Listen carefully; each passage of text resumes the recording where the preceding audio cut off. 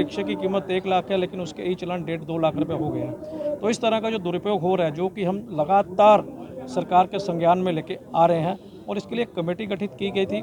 Committee ने अपनी report दी है, रिपोर्ट विथ रिकमेंडेशन दी है फॉर करेक्टिव एक्शन।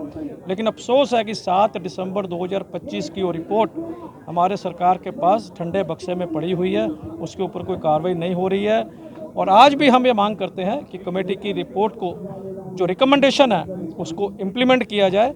परिवहन मंत्री से हमारी बैठक हुई 2 तारीख को, कल शाम परिवहन आयुक्त से हुई, लेकिन अब आश्वासनों पे बात नहीं चलेगी, क्योंकि हम इनके आश्वासन लेके थक चुके हैं।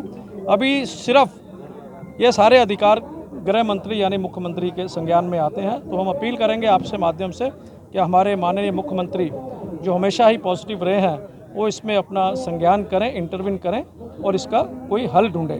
आपका नाम बताइए। Bal Malkit Singh, former president All India Motor Transport Congress, Bombay Goods Transport Association, member Maharashtra Transport Action Committee. मतलब कि महाराष्ट्र ट्रांसपोर्ट एक्शन कमेटी सब संस्थाओं की एक बनी हुई है। जितनी भी संस्थाएं मुंबई की हैं, एमएमआर की हैं और पूरे महाराष्ट्र की हैं, पूरे ज़िले की हैं। हम यहाँ पर इतने लोग हैं, लेकिन ज़िले ज़िले में लोग हज़ारों की संख्या में आरटीओ ऑफिस जाके अपने मेमोरेंडम दे रहे हैं। काय सांगाल तुम्ही? यापूर्वी सुद्धा अनेकदा सरकारकडे पाठपुरावा केला होता, 2 तारखेला बैठक सुद्धा झाली होती, परंतु त्यातूनही काही मार्ग निघाला नाही। सरकारची दडपशाहीचा अतिरेक झालाय आता। तुम्ही कोर्टात ॲफिडेव्हिट देता की आम्ही जबरदस्ती रस्त्यावर पैसे कलेक्ट करणार नाही। सर्वांना माहीत आहे, जागोजागी गाड्या थांबवून जबरदस्तीने वसुली चालली आहे। भारताचं संविधान आम्हाला बाबासाहेबांनी दिलं आहे, त्याप्रमाणे आम्हाला कोर्टात जायचा अधिकार असावा। ते कोर्टात पाठवत नाही आहेत केसेस। 3-3, 4-4 वर्ष जुने केसेस जबरदस्तीने रस्त्यावर आमच्याकडे वसूल करू राहिले आहेत। 90% ही चलन बेकायदेशीर इश्यू केलेले आहेत, तेही त्याच्यात ऐकत नाही कुणी। ग्रीव्हन्स सेलमध्ये फक्त एकच उत्तर येतो, 95% एकच उत्तर आहे की आमच्या ऑफिसरनी केलेला बरोबर आहे। जर सगळं तुम्हीच करा आणि ते तुम्ही बरोबर करणार असाल तर आम्ही करायचं काय? 4,500 करोड रुपयाचे ही चलन आमच्या इंडस्ट्रीवर लादलेले आहेत। आमची इंडस्ट्री हा बोज वाहू शकत नाही। आज अनेक ठिकाणी तुमची वाहनं अडवलेली आहेत, काही जणांना ताब्यात सुद्धा घेतलेलं आहे। साहेब, दडपशाहीचा अतिरेक ह्यालाच म्हणतात।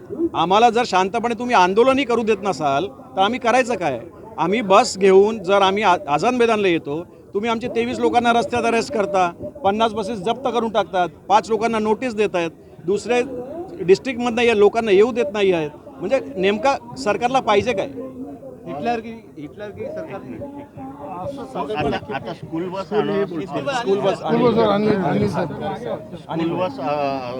ओनर्स असोसिएशन आहे, ती सुद्धा यामध्ये सामील होणार आहे, सामील झालेली आहेत। त्याचा परिणाम म्हणजे आता विद्यार्थ्यांच्या परीक्षा सुरू होत आहेत, काही सुरू झालेल्या आहेत। पहिला एक चुकीच्या सांगून देऊ, 10वीच्या आणि 12वीच्या मुलांच्या कधी पण बस वापरतच नाही। बरोबर, जानेवारीपासून ते लोक येतच नाही शाळेमध्ये, तर ते तर वेगळे सब्जेक्ट आहे, ते काढून द्या।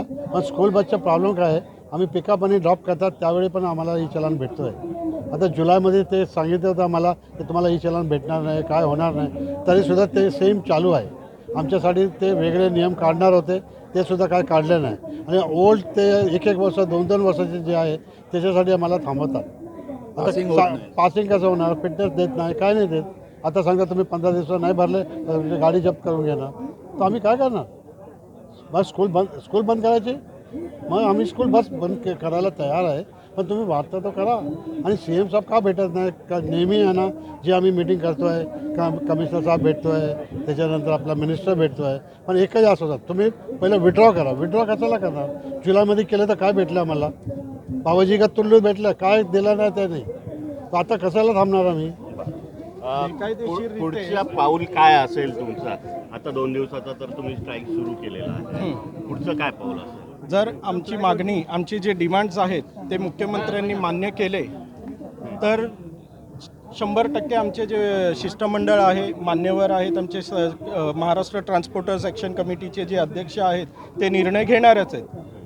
पण आमच्या मागण्या मान्य व्हायला पाहिजे, आणि त्यातली सगळ्यात पहिली प्रमुख मागणी ही आहे की बेकायदेशीर रीतीने आकारलेले जे चलन आहेत आणि जे दंड वसुलीची प्रक्रिया सुरू केलेली आहे ती बंद करा आणि आम्हाला सोयीसुविधा साधन उपलब्ध करून द्या। जेव्हा हा नियम आला तेव्हा असं म्हटलं गेलं की चालकांना शिस्त लागावी म्हणून बरोबर। यावर तुम्हाला काय वाटतं? नाही, ते शिस्तच्या नादी शिस्तच्या जागेवर महसूल झाला आणि टार्गेट पद्धतीनं ई चलन लादल्या जातात आमच्यावरती आणि त्या ई चलांचं जर क्लिअरन्स नाही केलं, आम्ही भरणं नाही गेलं तर आमची पासिंग थांबते, गाडी चालवता येत नाही. तशी आमची गाडी उभी, अशीही उभी, मग आम्ही रस्त्यावर येणार नाही तर काय करणार. आणि वाटाघाटा 2023पासून चालू आहे. कमिटी बनली, आमचे निवेदन त्यांना मान्य झाले, पण त्याला इम्प्लिमेंट करत नाही सरकार. मग जायचं कोणाकडे? अशा परिस्थितीत आमच्याकडे काही जागा राहिलेली नाही. आज जे आंदोलनचे जे आझाद मैदान आहे तिथे पण आम्हाला येताना थांबवलं गेलं आहे. उद्यापासून APMC मार्केट, JNPTच्या कंटेनर बंदरगाहचा व्यवहारसुद्धा बंद होईल. कारण काय चालायला पण नाही आमच्याकडे, गाडी पासिंग नसणार तर रोडवर येणार कशी, अशी परिस्थिती निर्माण झाली. आणि 4,500 कोटी हे जबरदस्तीने भरल्यानंतरची उरलेली रक्कम आहे. ज्यांच्या गाड्या अडकल्या त्यांना थांबवलं गेलं, जागेवर पैसे भरावे लागले आणि मग तो चालू करून शकला. तर आता जे राहिलेले पैसे ते 4,500 कोटी आहे. मुळात तर हे ई चलन प्रक्रिया जी आहे ती अशी आहे की जेव्हा एखादा चालक रस्त्यावर शिस्त मोडतो किंवा कायदा मोडतो त्यावेळेला CCTV फुटेज कॅमेऱ्यामधून 10 सेकंडचं एक व्हिडिओ क्लिप असला पाहिजे आणि त्या व्हिडिओ क्लिपमधून 2 स्क्रीनशॉट्स घेऊन फ्रंट आणि साईड असे 2 स्क्रीनशॉट्स घेऊन ते तुम्हाला अपलोड करायचे आहेत. आणि असं होताना आज कुठे दिसतंय का? तुम्ही कुठे बघितलं का? नाही. ट्रॅफिक पोलीस काय करतात? सिग्नल सोडून 100 मीटर लांब उभे राहतात आणि फोटो काढत राहतात मोबाईलमधून. ट्रॅफिक पोलीस तर ट्रॅफिक पोलीस, त्याशिवाय त्यांनी अपॉइंट केलेले जे वॉर्डन असतात ते सुद्धा हेच करत असतात. आणि या गोष्टीला आमचा विरोध आहे. आणि म्हणून हे जे बेकायदेशीर रीतीने जे ऑनलाईन फाईन चलन आकारलेले आहेत ना, याला विरोध म्हणून आणि हे बेकायदेशीर चलन पूर्णतः रद्द करून आमचे दंड माफ केले पाहिजे, हीच आमची प्रमुख मागणी आहे.